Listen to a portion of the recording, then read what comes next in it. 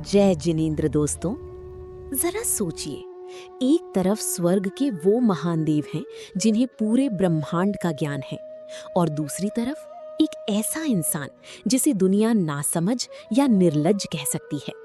आपको क्या लगता है, भगवान के सबसे करीब कौन है? भक्तामर स्तोत्र के तीसरे श्लोक में एक महान आचार्य मानतुंग ने खुद को एक अबोध बालक मतलब नादान बच्चा कहा है। पर क्यों एक महान संत ने खुद को दुनिया के सामने इतना छोटा और नादान क्यों बना लिया? इसका जवाब इतना भावुक है कि आज आप भगवान को एक बिल्कुल नए रूप में महसूस करेंगे। चलिए इस निश्चल प्रेम में डूबते हैं।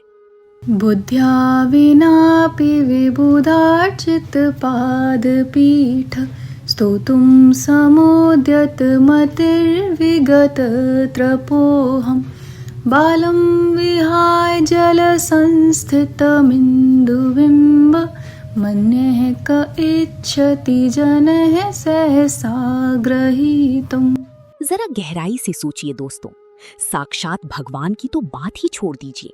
विबुधार्चित यानी स्वर्ग के वो महान देव जिनका ज्ञान अनंत है, वो भी आकर उस पादपीठ यानी चरण चौकी पर अपना माथा टेक रहे हैं जहां प्रभु अपने पवित्र चरण रखते हैं।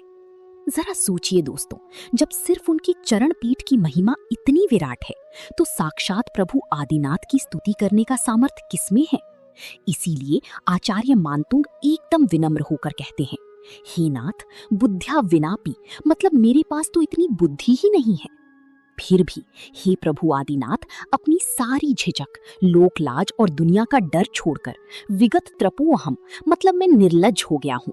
मैं जानता हूँ कि मैं एकदम बुद्धिहीन और अल्पज्ञ हूँ, लेकिन फिर भी प्रभु स्तोतुं समुद्यत मति यानी आपके प्रेम में मेरी ये नासमझ बुद्धि भी आपकी स्तुति करने के लिए पूरी तरह से तत्पर और तैयार हो रही है।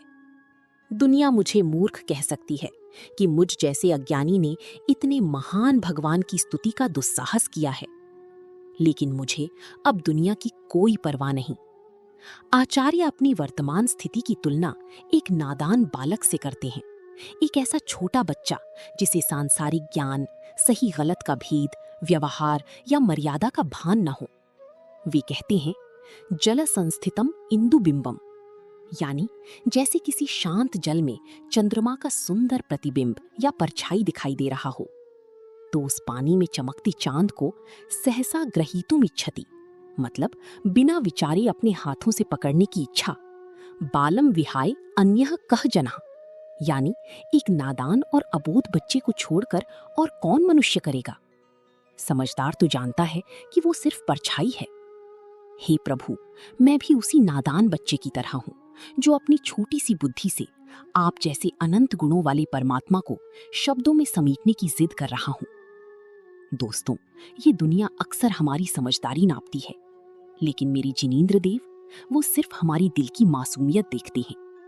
भगवान की दरबार में बड़ी बड़ी ज्ञान नहीं, बस एक अबोध बालक का निश्चल प्रेम जीतता है। अगर आचार्य मानतुंग की इस बाल सुलभ भक्ति ने आज सच में आपके दिल को छुआ है और आपकी आंखों को नम किया है, तो आज बिना किसी झिझक के कमेंट्स में जय जिनेंद्र जरूर लिखें। प्रभु के इस मासूम से प्रेम को अपने परिवार वालों के साथ शेयर करें और हमारे साथ जुड़े रहने के लिए चैनल को सब्सक्राइब करें। मिलते हैं चौथे श्लोक के अद्भुत दर्शन के साथ।